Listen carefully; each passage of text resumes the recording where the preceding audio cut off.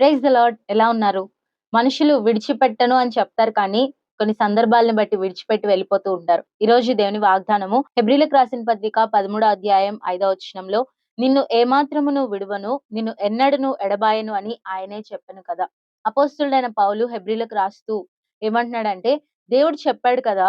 మిమ్మల్ని విడిచిపెట్టను, ఎంత మాత్రము విడిచిపెట్టను, ఎప్పటికీ కూడా ఎడబాయను అని ఆయనే వాగ్దానం చేశాడు కదా! అని చెప్తా ఉన్నాడు.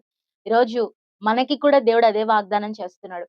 కొన్నిసార్లు మనుషులు అంతము వరకు ఉంటానని వాగ్దానం చేసి విడిచిపెట్టి వెళ్ళిపోయారని బాధపడుతున్న పరిస్థితులు ఎన్నో ఉంటాయి కదా!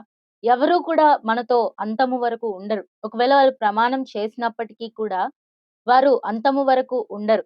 మధ్యలో విడిచిపెట్టి వెళ్ళిపోతున్న వారు ఎంతో మందున్నారు. కానీ దేవుడేమంటాడంటే, నిన్ను ఏమాత్రము కూడా విడిచిపెట్టను. ఎలాంటి పరిస్థితున్నా, ఎంత కఠినమైన పరిస్థితులొచ్చినా కూడా విడిచిపెట్టడు.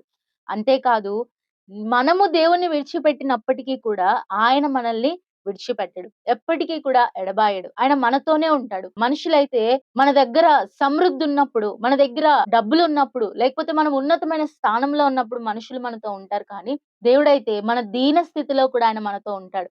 ఏ మాత్రము కూడా విడిచిపెట్టడు.